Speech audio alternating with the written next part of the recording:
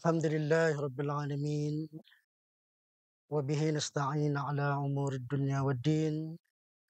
Nashhadu an la ilaha illallah wa nashhadu anna Muhammadan abduhu wa rasuluh.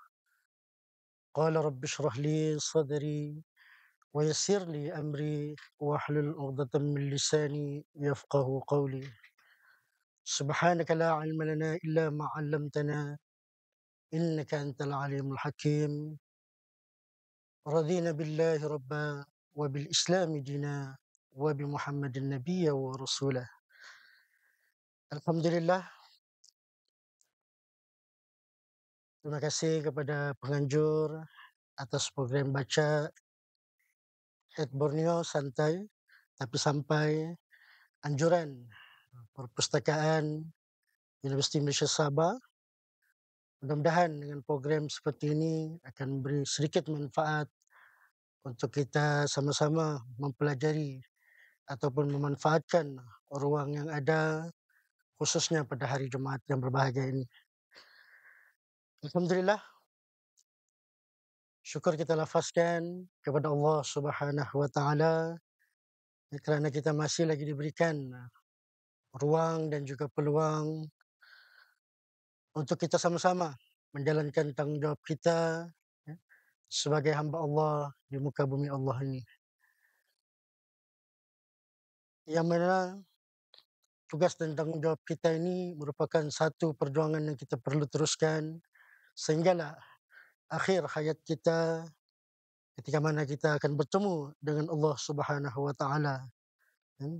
Mudah-mudahan apa juga amalan yang kita lakukan, bermula daripada kita bangun pagi tadi, solat subuh, kemudian dengan aktiviti kita bekerja dan juga aktiviti-aktiviti keluarga yang lain, semuanya akan diberikan keberkatan dan juga rahmat oleh Allah Subhanahu wa taala. Di sebelum tu, sama-samalah kita sedekahkan Al-Fatihah buat sahabat-sahabat kita yang telah mendahului kita, yang baru saja dikhabarkan bersama. Mudah-mudahan sahabat-sahabat kita diberikan keampunan oleh Allah Subhanahu wa taala. Amin amin ya rabbal alamin. Al-Fatihah. A'udzubillahi minasyaitonir rajim. Bismillahirrahmanirrahim. Alhamdulillahi rabbil alamin. Ar-Rahmanir Rahim. Maliki yaumiddin. Iyyaka na'budu wa iyyaka nasta'in. Ihdinas siratal mustaqim. Siratal ladzina an'amta 'alaihim غير المغضوب عليهم ولا الضالين. Amin. Amin amin ya rabbal alamin. Alhamdulillah, syukur di atas segala nikmat kurniaan Allah yang tidak terhitung banyaknya.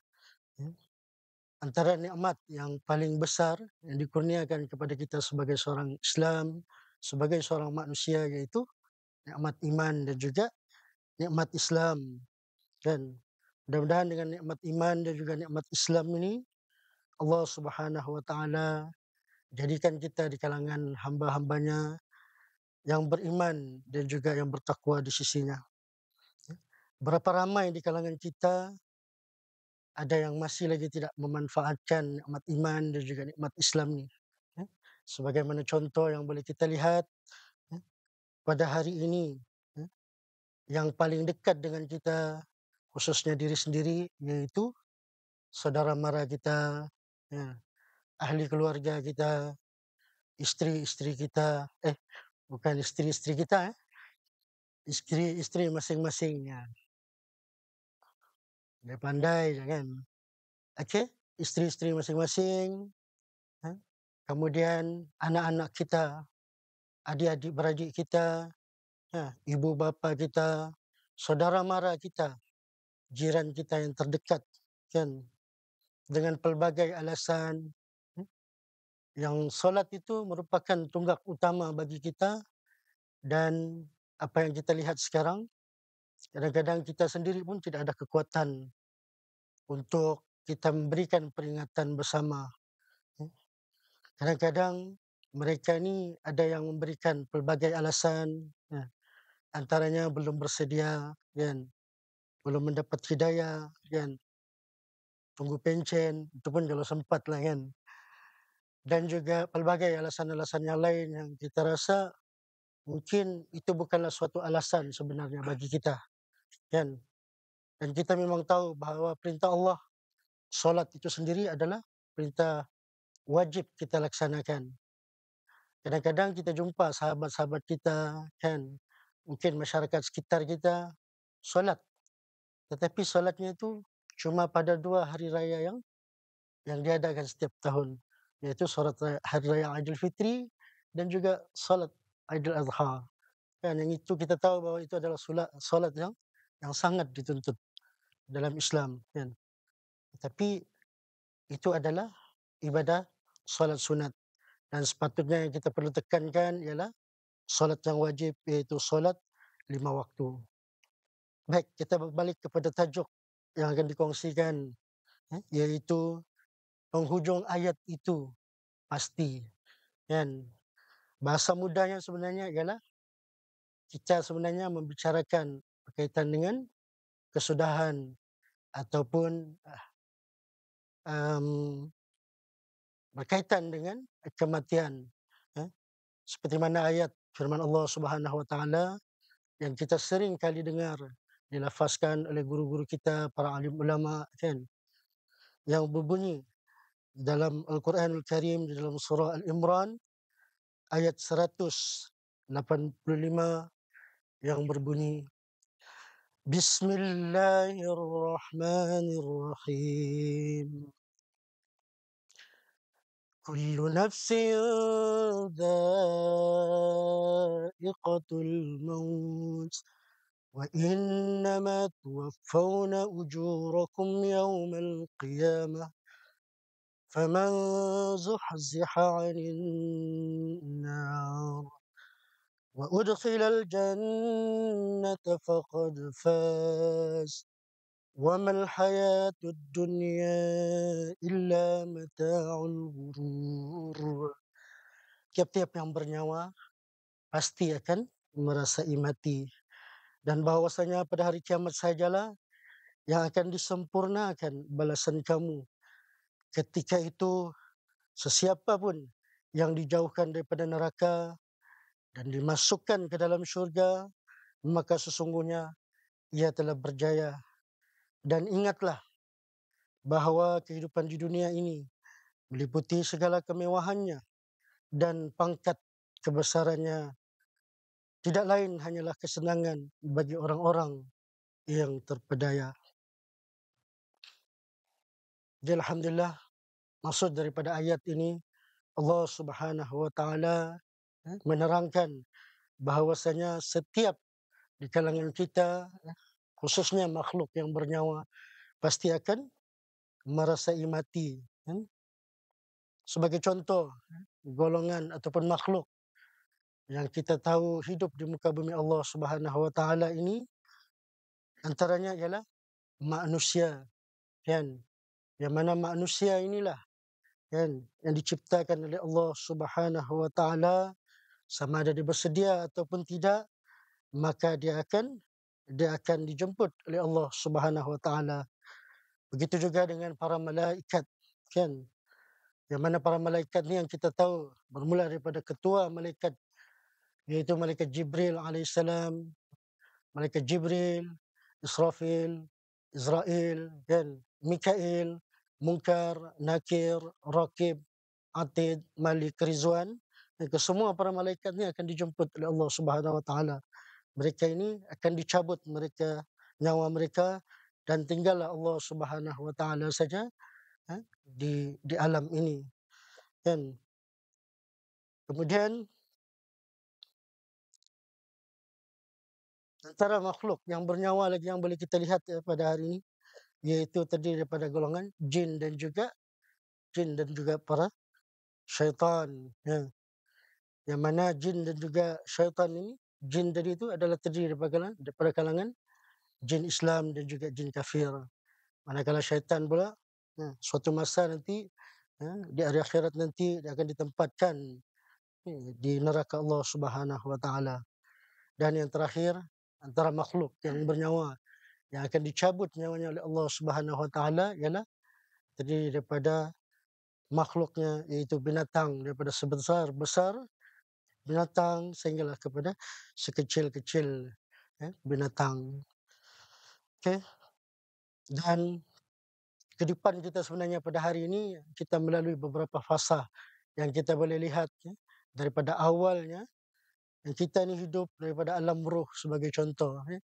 Alam roh ni kalau kita tahu dasarkan kepada apa yang kita pernah dengar daripada ceramah-ceramah guru kita, kan, bahawa manusia ini mengakui bahawa Allah Subhanahu Wa Taala itu adalah Tuhan, bagi seluruh seluruh makhluk yang ada di muka bumi ini.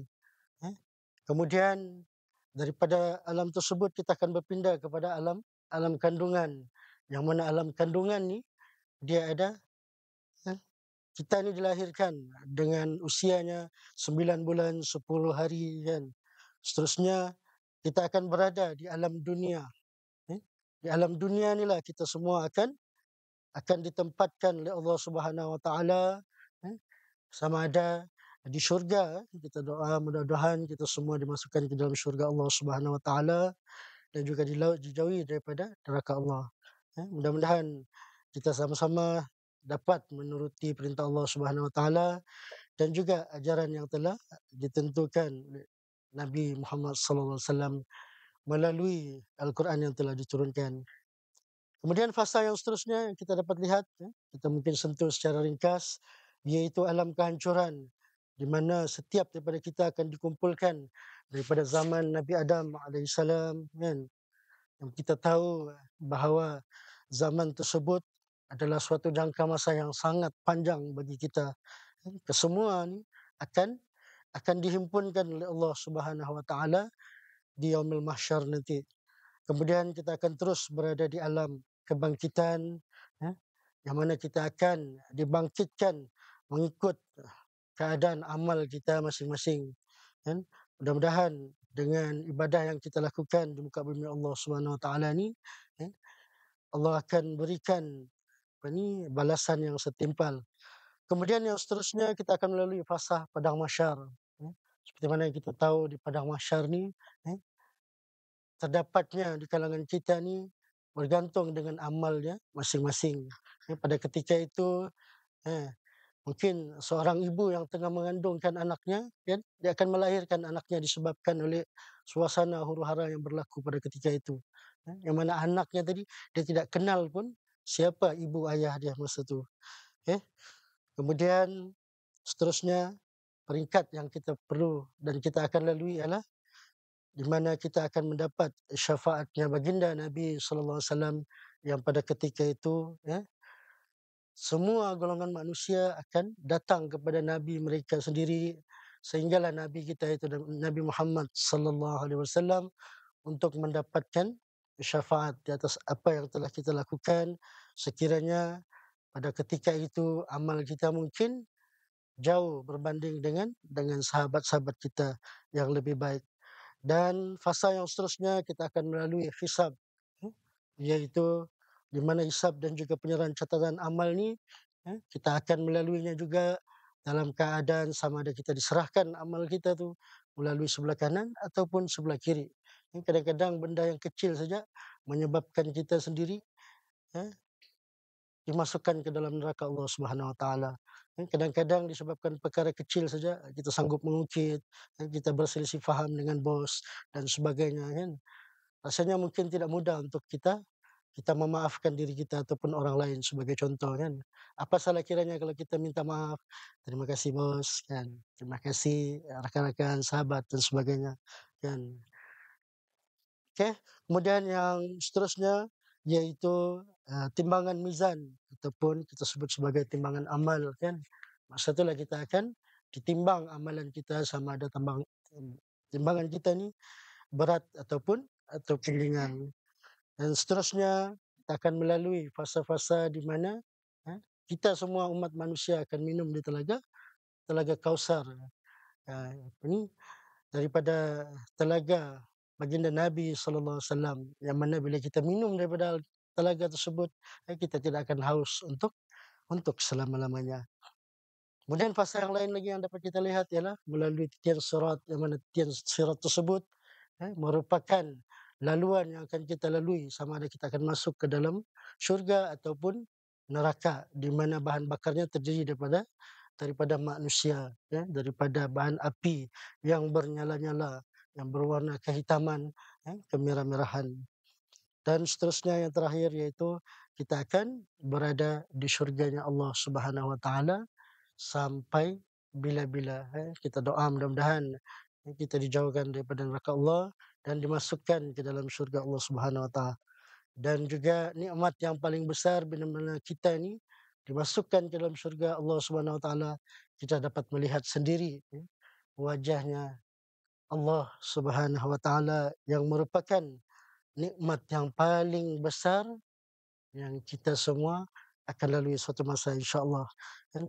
Mungkin, sekadar itu untuk, hari ini sebagai peringatan kita bersama, mudah-mudahan sedikit daripada perkongsian ini sama-sama kita ambil manfaat untuk kita cuba sampaikan, kepada sahabat-sahabat kita, ahli keluarga kita, rakan-rakan kita dan juga masyarakat sekitar, Sebagai kata terakhir, itu kata-kata hikmah yang mungkin boleh kita, renungi bersama, eh, dunia itu adalah singkat, maka nikmatilah dan ketahuilah akhirat itu sangat panjang, maka persiapkanlah diri untuk kita melaluinya.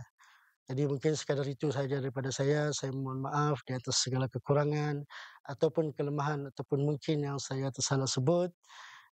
Kita akhiri, majlis kita pada hari ini dengan, tasbih kifarah dan suratul As. Subhanallahumma wa bihamdika asyhadu an la ilaha illa anta astaghfiruka wa atubu ilaik. Bismillahirrahmanirrahim. Wal 'ashr. Innal insana lafi khusr illa alladhina amanu wa 'amilus shalihat wa tawassaw bil haqq wa tawassaw bis sabr. Wabillahi taufiq wal hidayah. Assalamualaikum warahmatullahi wabarakatuh.